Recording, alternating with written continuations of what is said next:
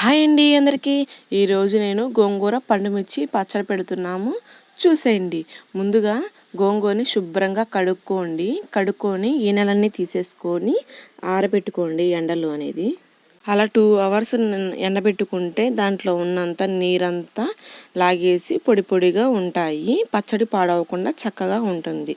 అలా తీసి ఇంకా 2 గంటల తర్వాత తీసి పక్కన పెట్టేసుకొని జీలకర్ర మెంతుల్ని గోల్డెన్ కలర్లో వేయించుకున్న తర్వాత ఒక గిన్నెలో నీళ్లు పోసుకొని వేడి చేసుకొని మళ్ళీ అవి వేడిని అంతా చల్లారిన తర్వాత చింతపండు నానబెట్టుకోండి. చింతపండు నానబెట్టుకున్న తర్వాత ఉప్పు కూడా వేసుకోండి. జీలకర్ర మెంతులు టమాటాలని శుభ్రంగా కడుక్కొని తుడుచుకొని గుడ్డ తీసుకొని టమాటాలను కూడా ఎండలో కొంచెం సేపు ఆరబెట్టుకుంటే నీరు అనేది లేకుండా ఫ్రెష్గా ఉంటాయి టమాటాస్.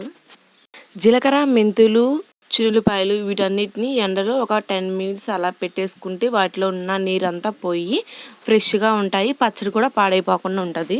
తర్వాత టమాటాలను ముక్కలుగా కోసుకొని లో ఫ్లేమ్లో ఉడికించుకోండి. దాని నీరంతా పోయి బాగా గుజ్జుగా ఉన్నప్పుడు స్టవ్ ఆపేసుకోండి. టమాటా గుజ్జుని బాగా చల్లార్చుకోండి.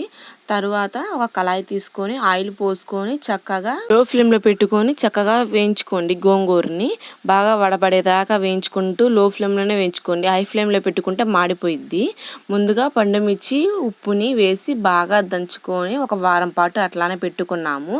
ఆ పండుమిర్చి పచ్చడిని గోంగూరని 2 కలిపి గ్రైండర్లో వేసుకొని గ్రైండర్ చేసేసుకోవాలి.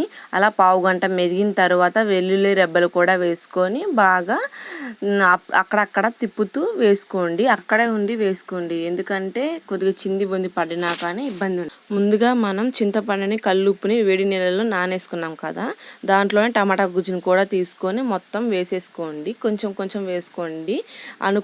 తిప్పుకుంటూ అనుకుంటా ఉంటే పచ్చడి అంతా ఈవెన్గా కలిసిపోయి చక్కగా మెదిగిద్ది. పావు గంట సేపు అలానే మెదిగించుకొని జీలకర్ర మెంతు పొడి కూడా వేసేసుకొని ఈవెన్గా 5 మినిట్స్ తిప్పేసుకున్న తర్వాత తోడుకొని ఒక ప్లాస్టిక్ బాక్స్లో పెట్టేసుకొని ఫ్రిడ్జ్లో పెట్టుకుంటే కలర్ పోకుండా ఉంటుంది.